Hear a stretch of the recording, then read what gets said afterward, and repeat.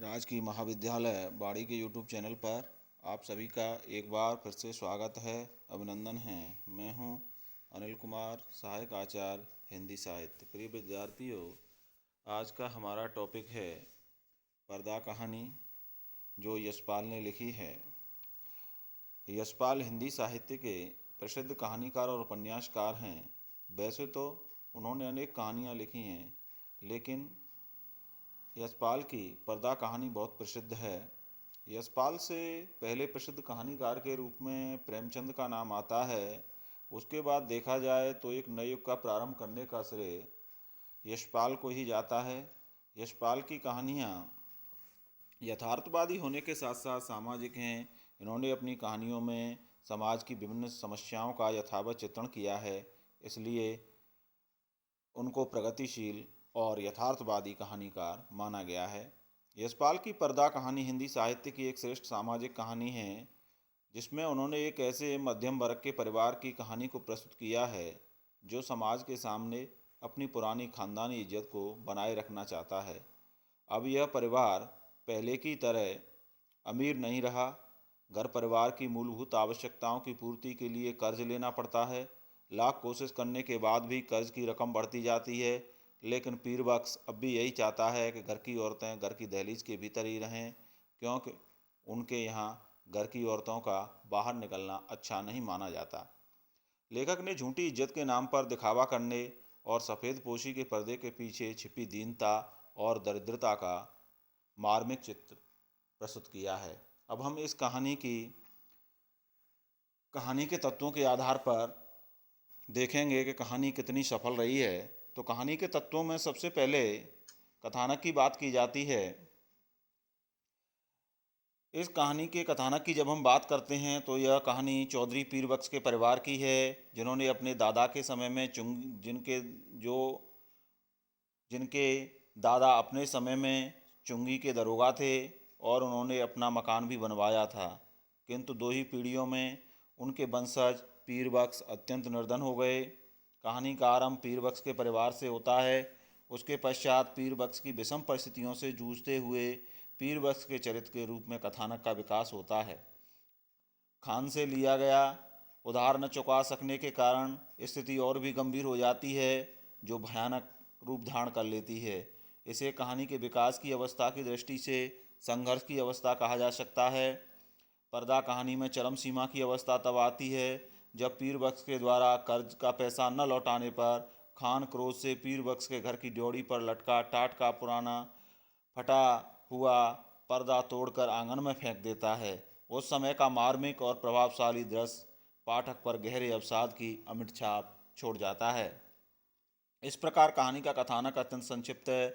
चौधरी पीर बख्श एक अच्छे घराने का आदमी है, पर धीरे धीरे बहुत तंगी में आ जाते हैं। घर की इज्जत ढकने के लिए किवाड़ों पर पर्दा लगाए रखते हैं।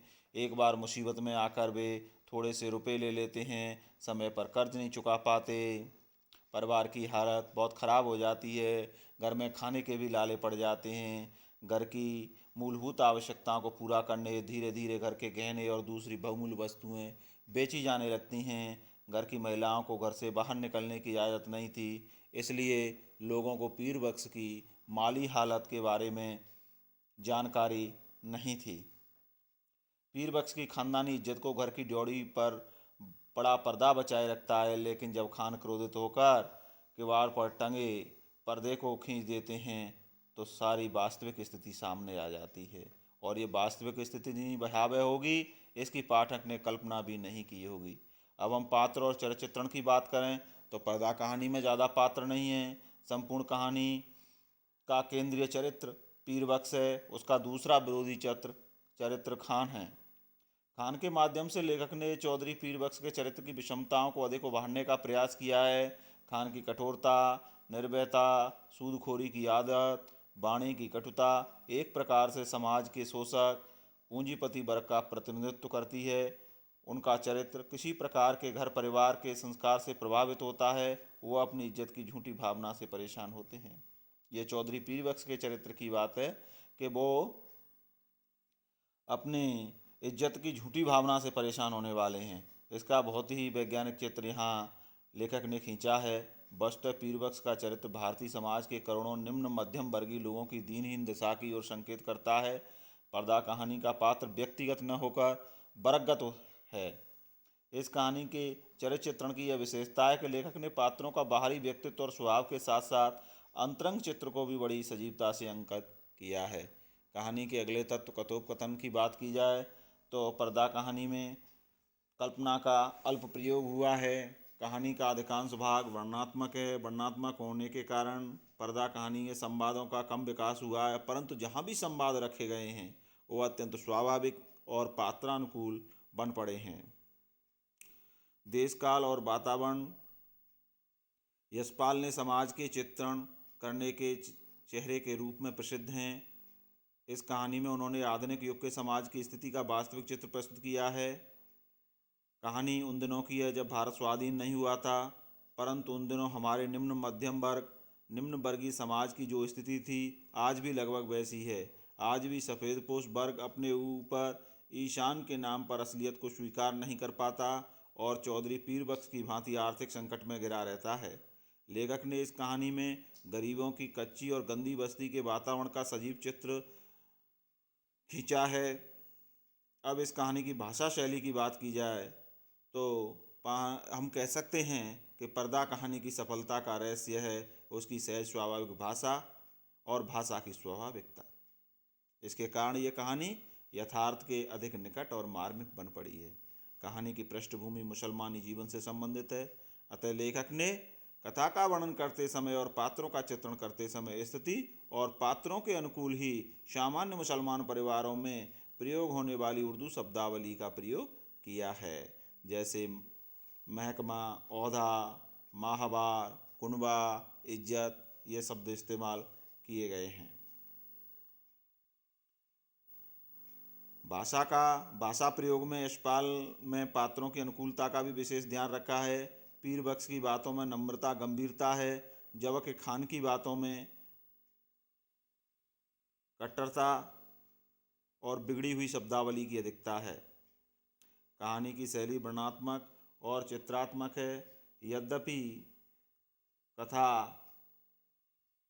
शैली जो वर्णनात्मक शैली है वो नीरस होती है, किंतु भाषा की सरलता स्वाभाविकता के कारण ये जो पर्दा कहानी की शैली है वो मर्मस्पर्शी बन गई है।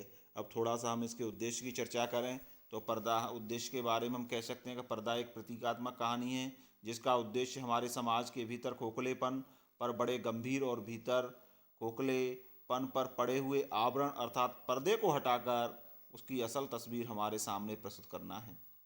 हमारे समाज का निम्न मध्यम वर्ग अशिक्षित और निर्धन, शोषित और लाचार होते हुए भी ऊपरी तौर पर झूठी शान का दिखावा करने से बाज नहीं आता। मनुष्य का स्वभाव है कि वह अपनी इज्जत को लोगों की निगाहों से जाने नहीं देना चाहता। इस इज्जत को ढकने के लिए उसे चाहे जितनी मुसीबत में रहना पड़े वह करता है। लेकिन इस दुनिया में जो यथार्थ है वही सच है, अर्थात वही सच निकलता और झूठी इज्जत की भावना एक दिन जरूर टूट जाती है।